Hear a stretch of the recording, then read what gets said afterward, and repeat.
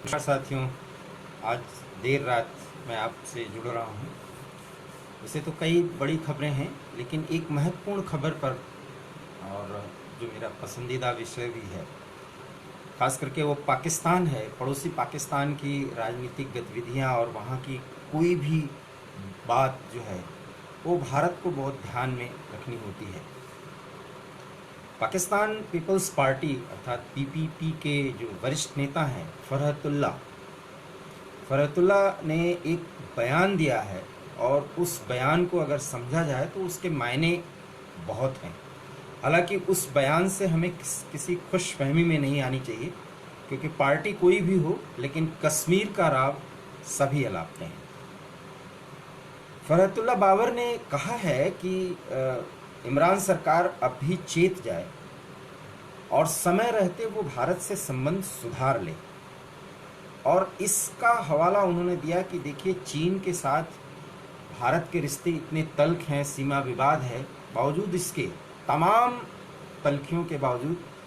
दोनों के बीच एक व्यापारिक संबंध अब भी इन परिस्थितियों में बना हुआ है।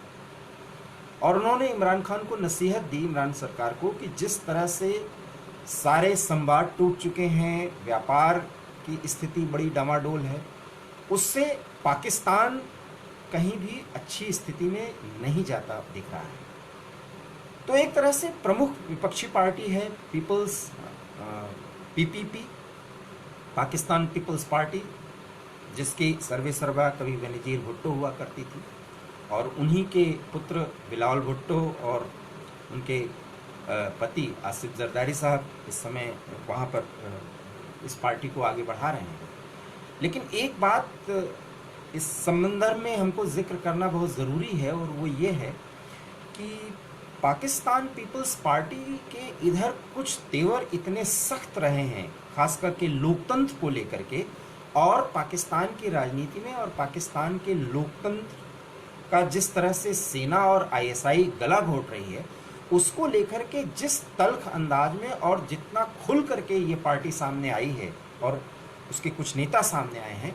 उससे इतना तो तय है कि पाकिस्तान में सेना के खिलाफ बोलने की हिम्मत करने की शुरुआत हो चुकी है। और अगर वहाँ पर सेना और आईएसआई को कोई लोकतांत्रिक पार्टी कंट्रोल कर पाती है, तो यकीन मानिए इस पड़ोसी देश के साथ भारत के संवाद की शुरुआत हो सकती है।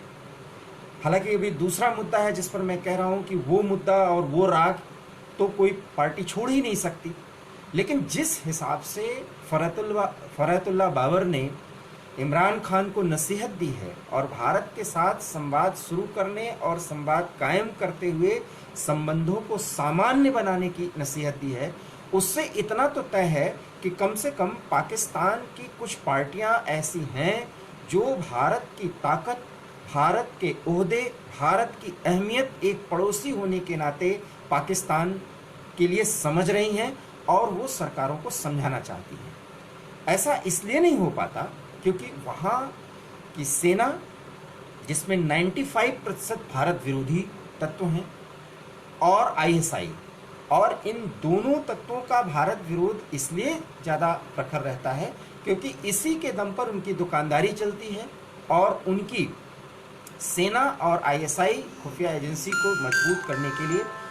उनकी दुकान इस कदर चलती है कि व्यक्तिगत रूप से वो मालामाल होते हैं। तो सेना का पद, वहाँ पर कोई बड़ा पद, खास करके कर्नल रैंक के बाद का कोई भी पद जो है वहाँ राजा की तरह इसीलिए माना जाता है क्योंकि उनकी कमाई का, उनका हिसाब किताब कुछ भी रखा नहीं जाता, और वो एक राजा की तरह व्यवहार करते हैं। और अब इनकी गतिविधियों पर और इनके क्रियाकलापों पर पाकिस्तान की विपक्षी पार्टियां लामबंद हो रही हैं, और इस लामबंदी की स्थिति के बाद ये स्थिति आई है कि वहाँ की प्रमुख विपक्षी पार्टी पीपीपी के वरिष्ठ नेता फ़रहतुल्ला बाबर ने एक सुझाव दिया है, नसीहत दी है कि भारत के साथ अगर पाकिस्तान संबंध नहीं सुधारता है तो भविष्य बेहतर नहीं होने वाला। और इसके लिए चीन का उन्होंने की नज़ीर दी,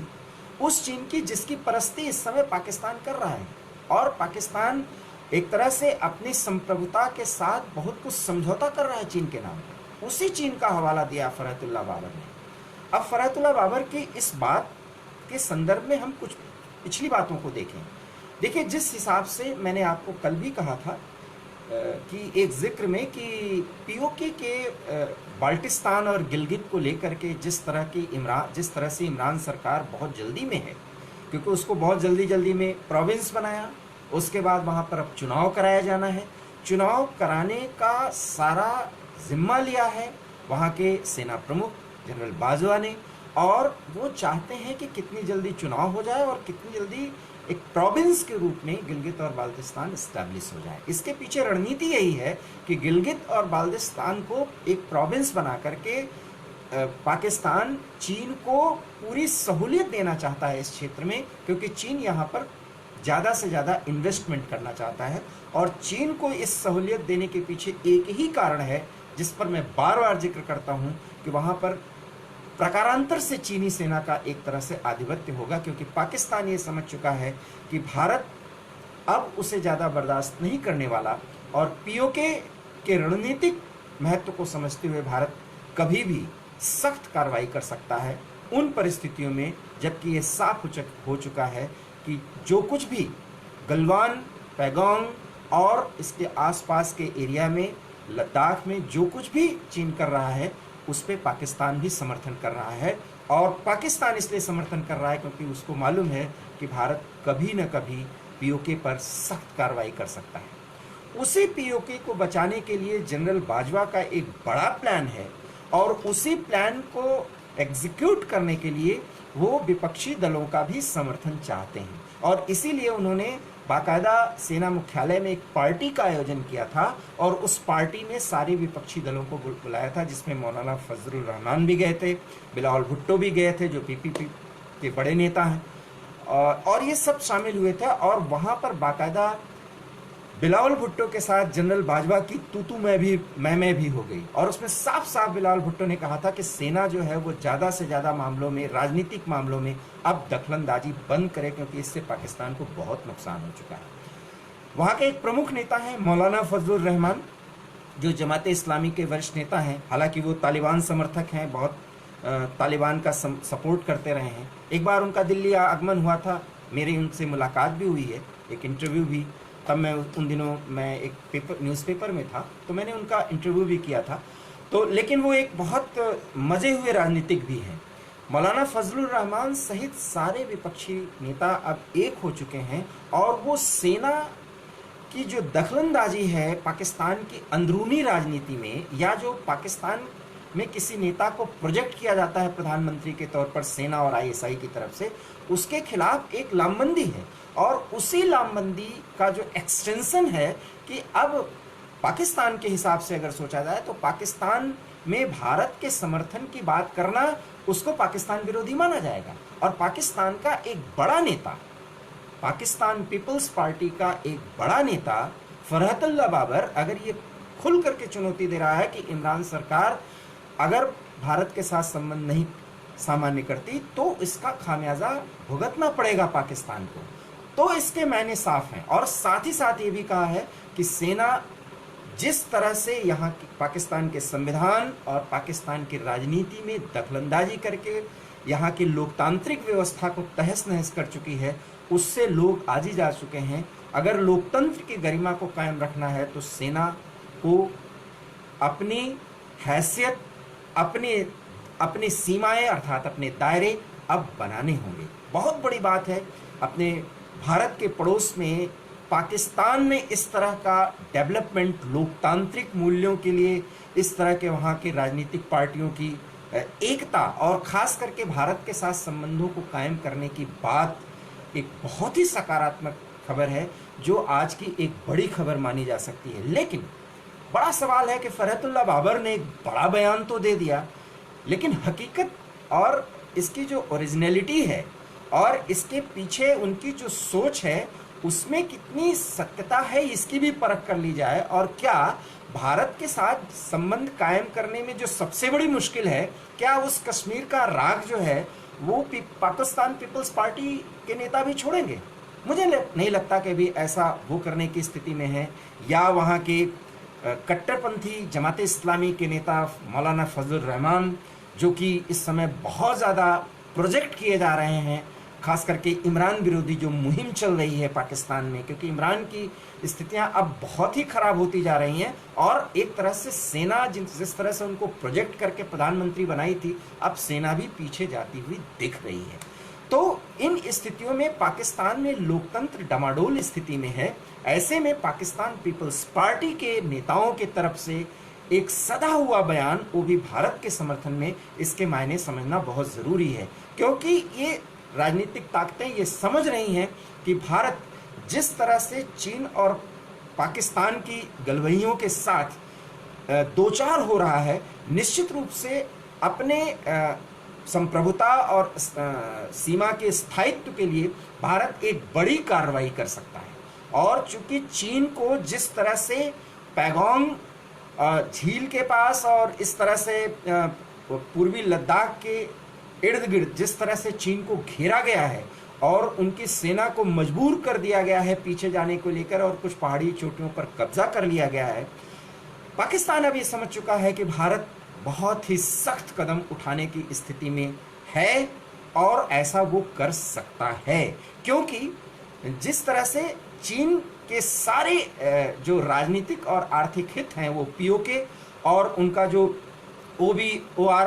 वन बेल्ट वन रोड के तहत जिस तरह से पाकिस्तान के भारत से लगते सीमांत इलाके में जिस तरह से उनका एक्सटेंशन हो रहा है और ज़्यादा से ज़्यादा वो पैसा इन्वेस्ट कर रहे हैं, लेकिन पाकिस्तान की संप्रभुता की कीमत पर। ऐसे में पाकिस्तान और चीन की एकता दिख तो रही है, लेकिन उसमें पाकिस्तान की संप्रभुता बहुत ज़्यादा खतरे में आती हुई दिख रही है, खास करके पीओके के क्षेत्र के लोग और ऑक्युपाइड कश्मीर के और कुछ इलाकों के लोग बहुत ज़्यादा अब चीन के लोगों का, चीन के सेना का और चीन के जो लोग वहाँ पर कंपनियों को इस्टेब्लिश करने में लगे हुए हैं, वहाँ पर काम कर रहे हैं, उनकी जो मनमानी चल रही है उससे लोग बहुत नाराज़ हैं। तो इस नाराज़गी को देखते हुए ये नेता, खास करके पाकिस्तान पीपल्स पार्टी और जमात इस्लामी की जो सोच बन रही है, उससे इमरान खान अब पूरी तरह से अलग थलग पड़ रहे हैं। और एक बड़ा डेवलपमेंट, जब आप सारी खबरों को आज दिन भर सुने होंगे, तो हम आपको बिल्कुल एक्सक्लूसिव खबर दे रहे हैं कि पाकिस्तान पीपल्स पार्टी के एक नेता की तरफ से भारत के साथ संवाद कायम करने और भारत के साथ संबंध सुधारने की नसीहत दी गई है, चेतावनी दी गई है, क्योंकि उनकी नज़रों में फरहतुल्लाह बाबर जो पाकिस्तान पीपल्स पार्टी के वरिष्ठतम नेता हैं, उनके मुताबिक अगर ऐसा नहीं होता है तो पाकिस्तान के सामने मुश्किलें बढ़ने वाली हैं। आखिर क्या कारण है कि पाकिस्तान जब से चीन और भारत के साथ एक संघर्ष, एक व्यापक संघर्ष हुआ गलवान एरिया में, उसके बाद से पाकिस्तान मुश्किलों में पड़ता हुआ दिख रहा है और पाकिस्तान के समझदार राजनीतिक लोग लामबंद होकर के इमरान सरकार का विरोध कर रहे हैं। और उसके पीछे एक यही कारण है कि ये सबको लग रहा है कि अब जितना ही ज़्यादा पाक प्रायोजित आतंकवाद भारत के कश्मीर एरिया में बढ़ेगा, उसका एक खामियाजा पीओके में हो सकता है, पाकिस्तान को भुगतना पड़े और उस स्थिति में पीओके पाकिस्तान से छिन सकता है। और ये डर जो है, इस कारण से वहाँ के लोकतांत्रिक पार्टियों को एक कर दिया है इमरान के खिलाफ, और इस बात को वहाँ की सेना समझ रही है, जनरल बाजवा समझ रहे हैं, वहाँ के कई वरिष्ठ अधिकारी जो रणनीतिक मामलों के जानकार हैं सेना के, उसके कारण से वो इमरान खान को बलि का बकरा बना करके उनको अपने से दूर कर रहे हैं। निश्चित रूप से एक बड़ा डेवलपमेंट पाकिस्तान में हो रहा है और उस डेवलपमेंट के पीछे भारत की ताकत बहुत ज़्यादा काम कर रही है। इन्हीं परिस्थितियों में अगर पाकिस्तान में कोई बदलाव की बयार बहती है तो संबंध सामान्य होने की दिशा में कदम आगे बढ़ सकता है, लेकिन 100% ऐसा नहीं कहा जा सकता, क्योंकि पाकिस्तान में कोई भी नेता आए, कोई भी सरकार बने, कोई भी प्रधानमंत्री बने, लेकिन कश्मीर का राग अलापना उसकी मजबूरी होती है, क्योंकि सेना ऐसा चाहती है, क्योंकि ISI ऐसा चाहती है। लेकिन जिस तरह से पाकिस्तान पीपल्स पार्टी और जमात इस्लामी ने इधर बीच सेना के खिलाफ एक खुला विद्रोह सा किया है, जो लोकतांत्रिक तरीके से विद्रोह शब्द का मैं इस्तेमाल कर रहा हूं, उसके कारण से अब सेना को भी बैकफुट पर आना पड़ रहा है। आखिर क्या कारण है कि ये एक बड़ा राजनीतिक घटनाक्रम देखा जा सकता है कि सेना भी वहाँ के राजनीतिक पार्टियों की एकता से बहुत परेशान है, घबरा रही है। और इस घबराहट के पीछे जिस तरह से पीओके पर भारत बराबर एक सख्त नज़र रख रहा है, ऐसे में जनरल बाजवा के डर समझ में हमें आ सकता है, ऐसे में इमरान खान की मुश्किलें हमें समझना चाहिए। लेकिन पाकिस्तान की सरकार, खास करके उसके प्रधानमंत्री जो प्रोजेक्टेड हैं, जो एक तरह से स्थापित किए गए हैं सेना की तरफ से, जो रावलपिंडी के निर्देशों पर चलते हैं, उनके लिए मजबूरी अभी फिलहाल भारत के विरुद्ध काम करना है। जैसा वहाँ की सेना कहेगी वैसा वो करेंगे। और सबसे बड़ी बात, इन सबके आका चीन की जो चाहत है वो ऐसा करेंगे। और चीन की सारी कोशिश यही है कि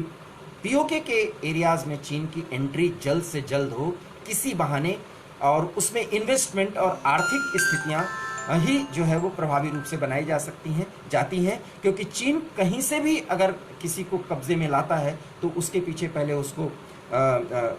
कर्ज देता है, और कर्ज की शर्तें ऐसी होती हैं कि लगभग कुछ न कुछ क्षेत्र पर चीन का पूरी तरह से कब्जा हो जाता है। इसका खामियाजा श्रीलंका को भुगतना पड़ा, मालदीव को भुगतना पड़ा, और पाकिस्तान भुगत ही रहा है, प्रकारांतर से नेपाल भी भुगत रहा है। भूटान को छोड़ दीजिए और अफगानिस्तान को छोड़ दीजिए तो भारत के सारे, बांग्लादेश भुगत रहा है। लगभग सारे देश जो है वो चीन के इस जाल में ज़रूर फंसते आ रहे हैं। और पाकिस्तान पीपल्स पार्टी और जमात इस्लामी और तमाम कुछ ऐसी पार्टियां जिसमें नवाज शरीफ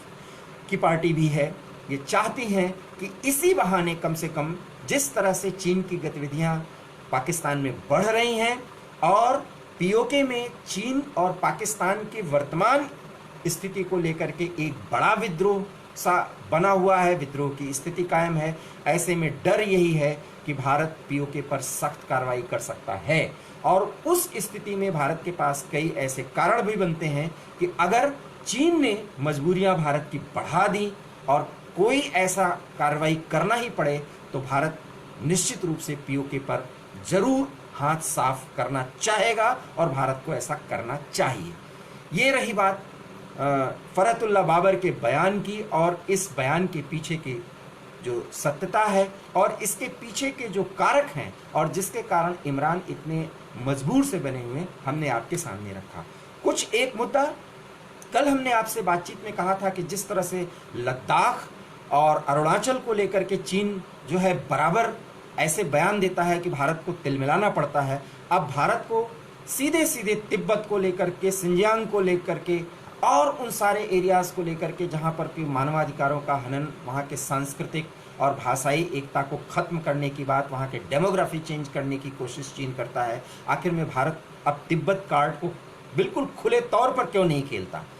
जी हाँ, भारत ने तो नहीं खेला, लेकिन जिस बात को मैं कह रहा था अमेरिका ने वो बात कर ही दी है, और तिब्बत कार्ड अमेरिका ने बाकायदा खेल दिया है। और ट्रंप प्रशासन के एक वरिष्ठ अधिकारी को तिब्बती मामलों को देखने के लिए और तिब्बतियों के साथ बेहतर संवाद कायम करने के लिए नियुक्त कर दिया गया है। वो क्या बातें हैं, किस अधिकारी की नियुक्ति की गई है, और वो तिब्बत में क्या ऐसी भूमिका अदा करेंगे जिससे चीन पूरी तरह से तिलमिला गया है, और चीन की प्रतिक्रिया 1-2 दिन में आप देखेंगे। उन सारी खबरों पर मैं आपको कल विस्तार से बताऊंगा, क्योंकि ये वीडियो बड़ा हो जाएगा। लेकिन इतना तय मानिए कि अमेरिका की ये कोशिश और अमेरिका का ये कदम, उसका अगर भारत खुल के समर्थन न करे तो निश्चित रूप से राजनयिक तौर पर अमेरिका के इस कदम से कदम मिला करके भारत को चलना चाहिए। क्योंकि दलाई लामा सहित तमाम तिब्बतियों को, लाखों तिब्बतियों को भारत दशकों से शरण दिए हुए है। ऐसे में तिब्बत कार्ड खेलने की अब ज़रूरत है और समय की मांग है, क्योंकि तिब्बत